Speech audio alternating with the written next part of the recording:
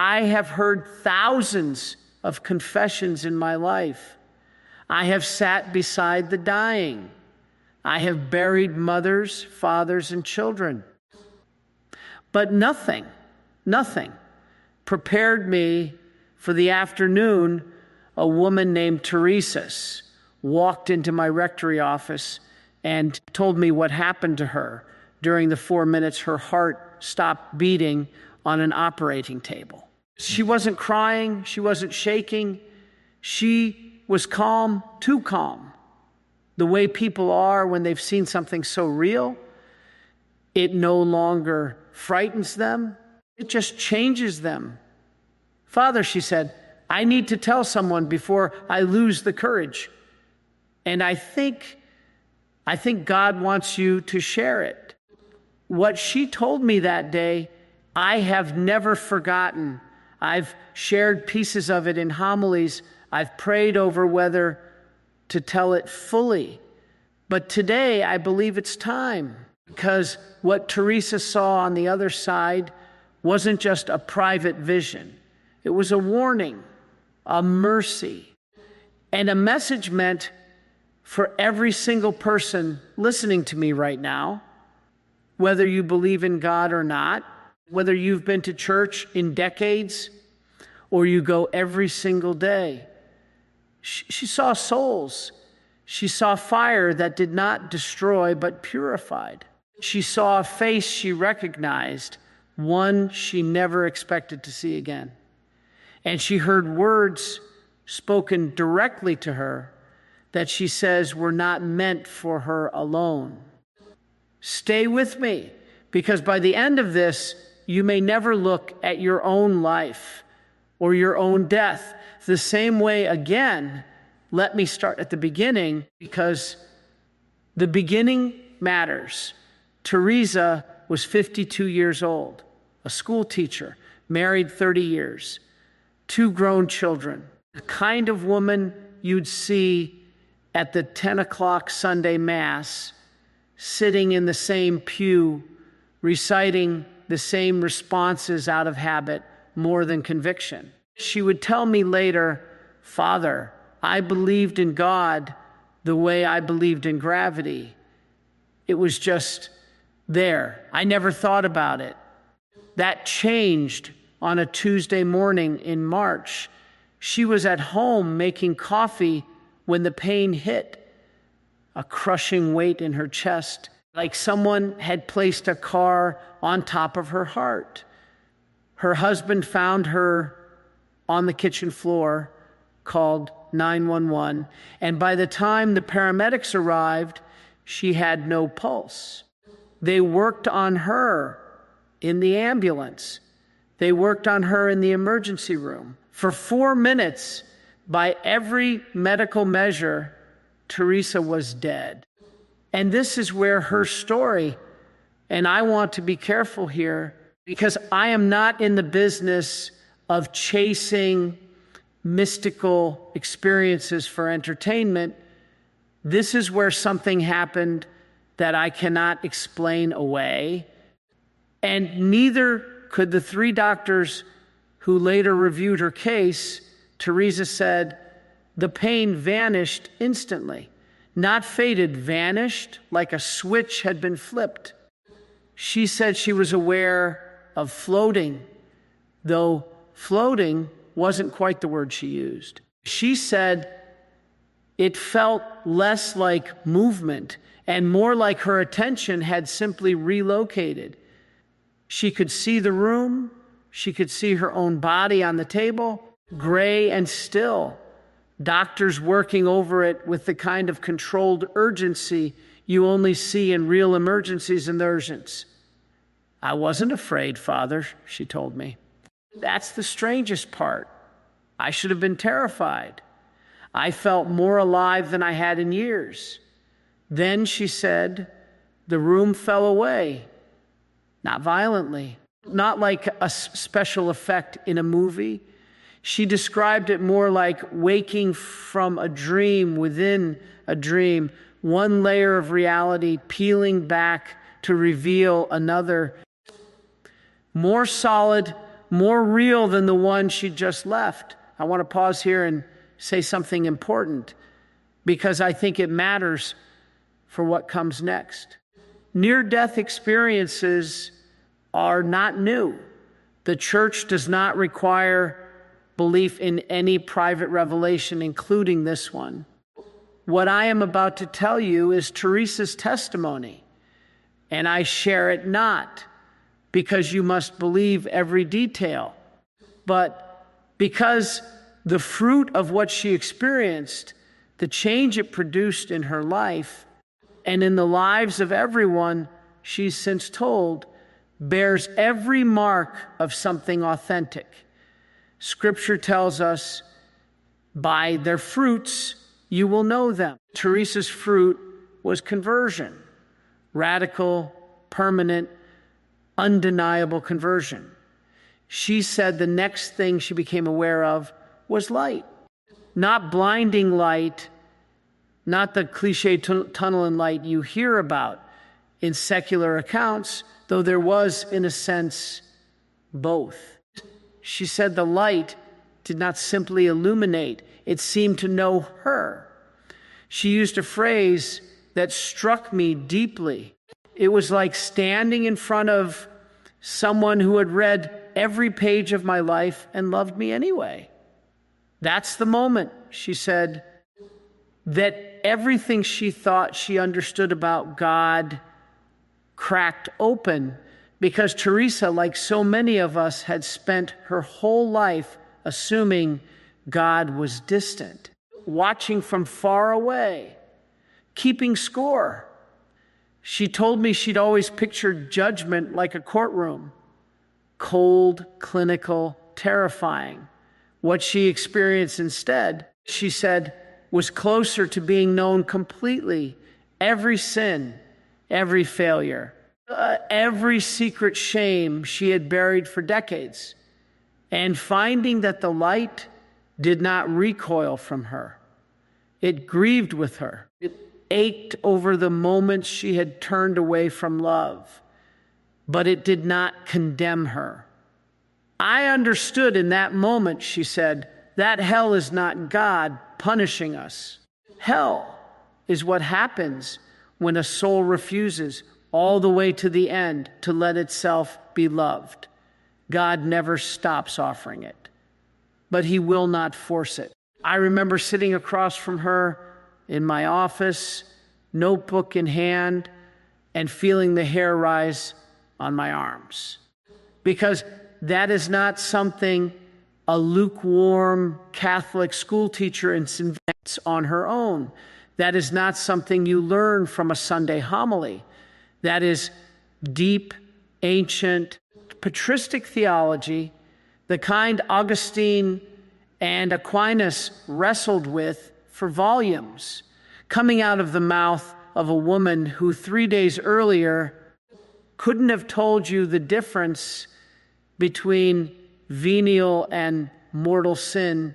Something had happened to her, something real. And what she described next is the part that, when I first heard it, made me set down my pen entirely.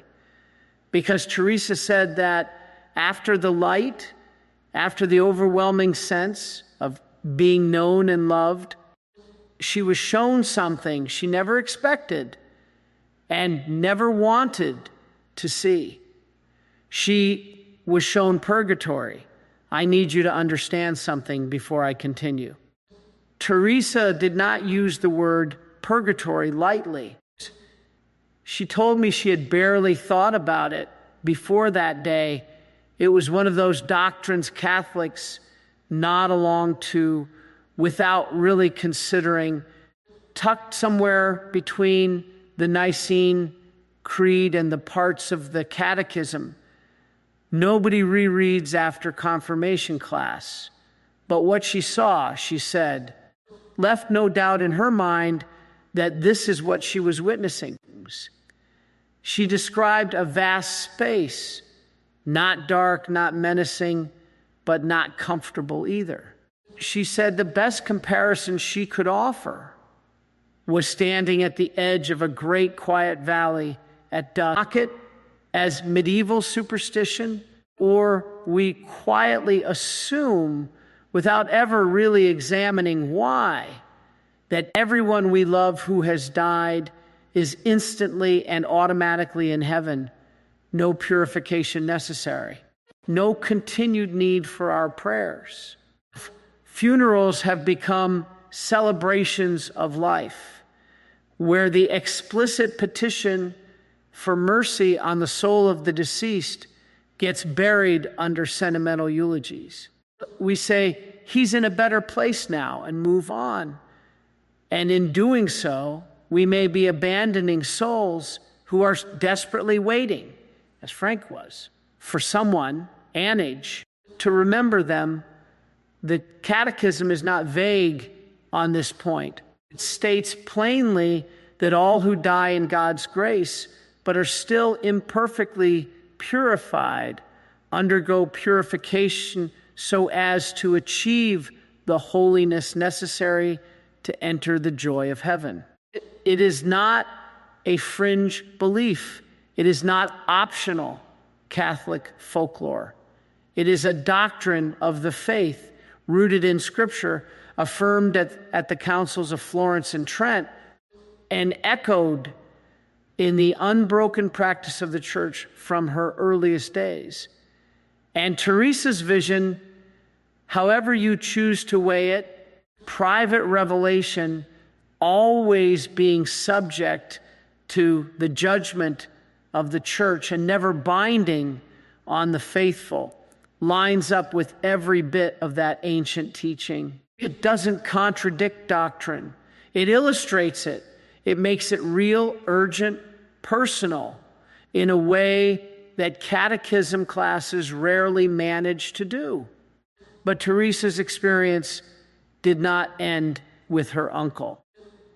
There was one more encounter waiting for her in that valley, one that would deliver the message meant not just for her family, but I believe for every single person hearing this story today. After Frank's message settled into her, and Teresa said it settled into her like a stone dropped into still water, rippling outward, changing everything it touched, she became aware that the light was calling her forward again, back toward the source she had come from. But before she could move, another presence appeared. This one, she said, was different. It didn't feel like a soul undergoing purification. It felt, in her words, like standing next to someone who had never once in their entire existence been anything but pure love.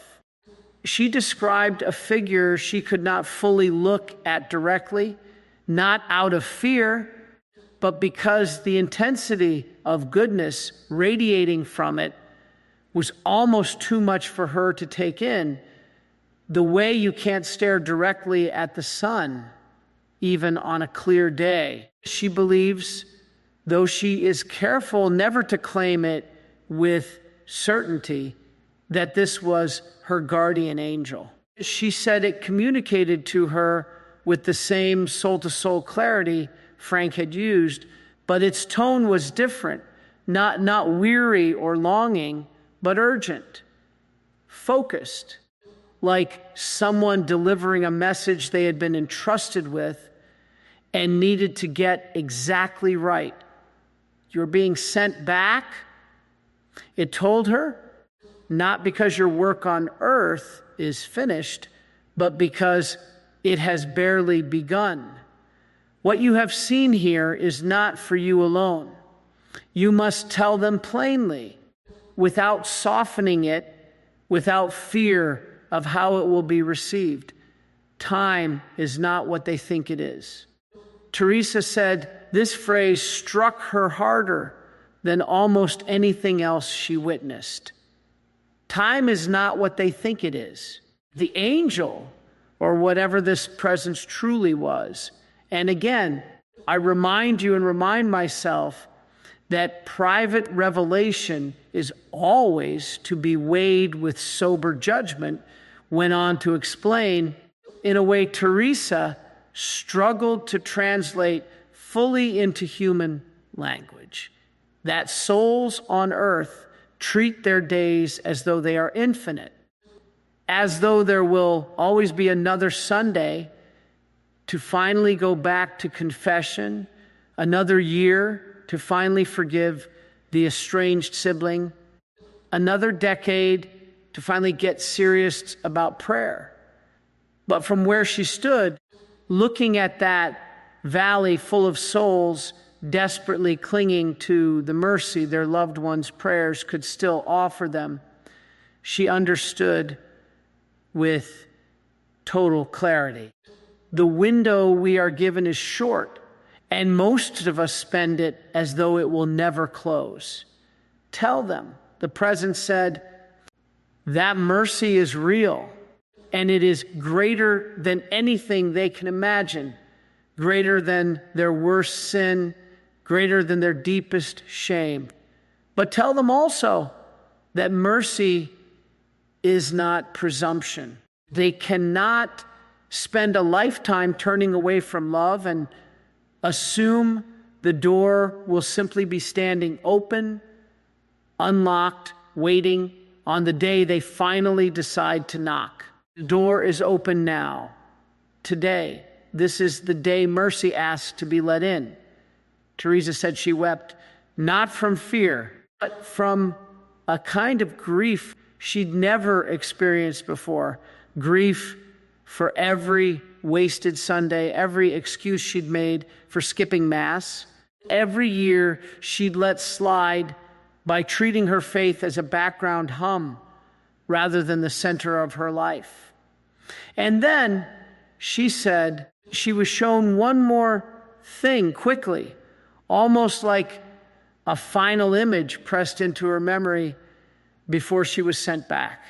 She saw faintly, as though glimpsed through fog, what her own life might have looked like had she died that day exactly as she had been living it, comfortable, complacent, faithful in name only. She would not describe hell. She was firm about that. She said she was not shown hell, and she does not claim to have seen it. But she said she was shown distance, the terrifying, aching distance a soul can create between itself and God. One small refusal, one small compromise, one small, I'll get to it later, at a time. It wasn't that God moved away from me, Father, she said. It's that I had been moving away from him my whole life, 1 inch at a time, and I never even noticed the gap growing. Then she said everything went dark, and the next thing she knew, she was staring up at fluorescent hospital lights, a doctor's hand still pressed against her chest, a nurse calling out that they had a pulse. 4 minutes. That's all it had been by the clock on the wall. 4 minutes, that, for Teresa, held an eternity's worth of truth. But her story and the message she felt compelled to carry out of that valley was only beginning. Teresa spent 3 weeks in the hospital recovering physically. She told me the physical recovery was, in some strange way, the easiest part. It was the spiritual reckoning that nearly broke her. She said the first few days back, she could barely speak to anyone about it. She was terrified people would think she'd lost her mind, or worse, that they'd politely nod and change the subject the way people do when someone shares something too raw, too real for casual conversation. So she said nothing. She simply watched her family, her husband bringing her coffee, her children checking their phones in the waiting room, the hospital chaplain making his brief where the light hadn't fully gone, but the sun had already set. Souls, she was very specific about this word souls, not bodies, not ghosts, were present all around her, though she couldn't say exactly how she perceived them. Some, she said, radiated a kind of muted glow, like embers cooling. Others seemed almost translucent, worn thin, as though something essential in them was still being refined. It wasn't punishment the way we think of punishment, she told me. Leaning forward, choosing her words with the care of someone terrified of getting it wrong. It was more like watching metal be purified. You know how gold has to be melted down to burn away the impurities? It was like that. Painful, yes. I could feel that some of them were suffering, but it wasn't cruelty. It was love, finishing a work that mercy had started. She said she felt an overwhelming, aching compassion for these souls, a compassion so intense it startled her, because she realized these were not strangers to her. They were, in some mysterious way she couldn't fully explain, connected to her, connected to all of us. She used the phrase, the family of God. And she said in that moment, she understood with total clarity why the church has always taught us to pray for the dead. Not as a nice sentiment, not as tradition for tradition's sake, but because those souls, she said, could feel our prayers like warmth reaching them across the valley. They can't help themselves anymore, Father, she said, and here her composure finally broke, tears sliding down her face. They're desperate for us to remember them. Every Mass we offer, every rosary, every simple Lord, have mercy, whispered for a soul we've forgotten, it reaches them. I felt it. I felt what it does for them. This is, I want to note, entirely consistent with what the church has always taught from the second book of Maccabees, where Judas Maccabeus takes up a collection for sacrifices on behalf of the fallen, to the ancient practice of praying for the dead found in the catacombs, to the modern catechism's teaching that the church commends the dead to God's mercy and offers her prayers, especially the holy sacrifice of the Eucharist, on their behalf. Teresa hadn't studied any of this. She was simply describing, in plain and trembling language, something the church has proclaimed for 2,000 years. But then she told me something happened that she had not expected at all. Among the souls in that valley, she saw a face. She recognized it instantly, though she hadn't seen it in 15 years, hadn't thought of it in months. It was her Uncle Frank, her mother's brother, a man who had died, estranged from the family, who had walked away from the church in his 30s and never come back, who had by every account lived a hard and bitter life and died alone in a hospital room with no family present. I actually thought for one horrible second that he must be in hell, Teresa admitted to me. That's what we all assumed when he died. We didn't even know how to pray for him. Some of my cousins said it wasn't worth praying for a man like that. But there he was, not condemned, not lost, present in that place of purification, being refined, being healed, being drawn, slowly and lovingly toward the light Teresa herself had just come from. And Uncle Frank looked at her and he spoke. What he said to her is something I'll share with you in the next part of this story, because it is, without exaggeration, one of the most important things I have ever heard repeated to me in 25 years of priesthood. It changed how Teresa prayed for the rest of her life. It changed how I preach about the dead. And I believe if you let it, it may change something in you too.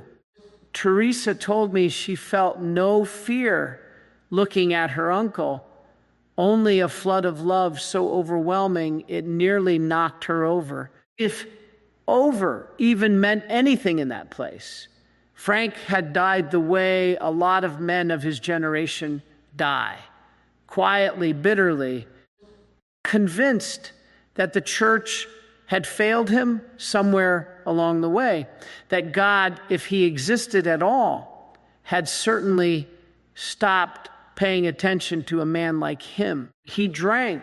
He isolated himself. He said cruel things to the people who tried to reach him. By the time cancer took him, there was almost no one left in his life to grieve him properly. The family said a quiet, awkward funeral mass, more out of obligation than devotion, and then largely moved on. I don't even think my own mother prayed for him after the funeral, Teresa admitted, shame heavy in her voice. We just assumed there was nothing more to be done.